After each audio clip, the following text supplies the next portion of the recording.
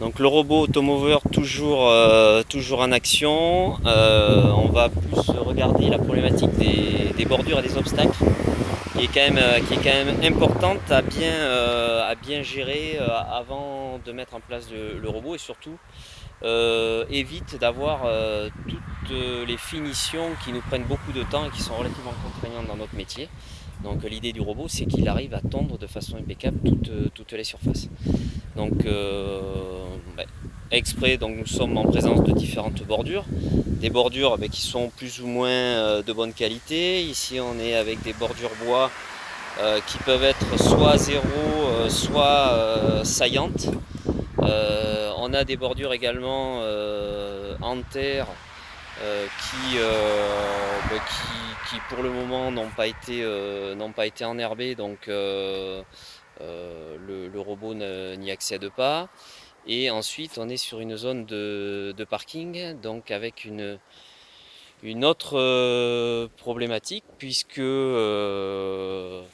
si on laisse les véhicules donc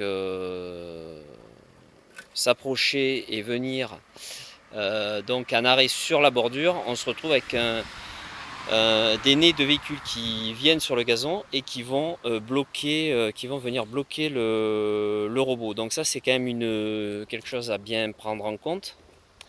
Donc là, il a fallu sensibiliser les chauffeurs, donc les jardiniers, pour qu'ils fassent attention à ne pas venir buter contre la bordure, et pour éviter justement que le robot ne se bloque. Donc ça, c'est quelque chose d'important.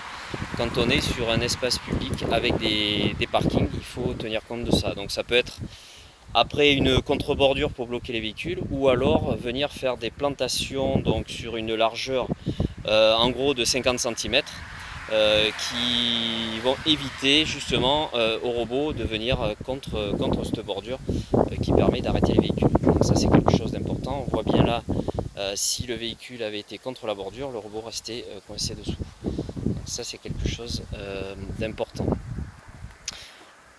Ensuite, on a un regard. Donc ça, c'est le fameux regard béton qui est saillant, qui avait été remis en terre, mais il y a eu du tassement, et donc on voit bien qu'il y a un angle saillant. Vous l'avez entendu, avec un robot justement qui se coince dessus.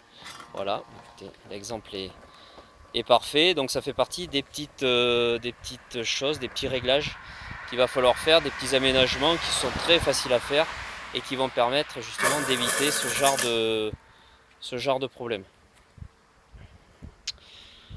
On retrouve également un arbre, donc là, zone très sensible, sur laquelle il va falloir poser soit un câble, soit faire un aménagement. Donc ça, c'est ce qui va normalement se faire, puisqu'on se rend compte que le fait que les racines soient plongeantes avec un effet de dôme, on a le robot qui monte sur le système racinaire, qui vient d'une part abîmer l'arbre et n'assure pas une tonte satisfaisante. Donc d'une part pour la protection de l'arbre et pour l'efficacité et la protection du robot, il est essentiel de privilégier soit des plantations de couvre-sol autour de l'arbre, soit une bordure qui va permettre de mettre un paillage et ensuite un fil périmétrique pour que le robot n'ait plus à buter et s'approcher de l'arbre. Donc ça, c'est quelque chose d'important à noter.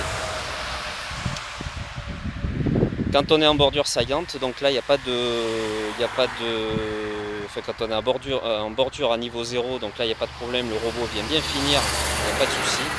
Et quand on est en bordure saillante, le robot vient buter, donc on a une bande qui n'est pas totalement tondue. Donc l'idéal, c'est vraiment d'avoir le gazon qui finit à 0 et qui va permettre au robot d'avoir toute son efficacité. Voilà, c'est tout pour aujourd'hui. Au revoir.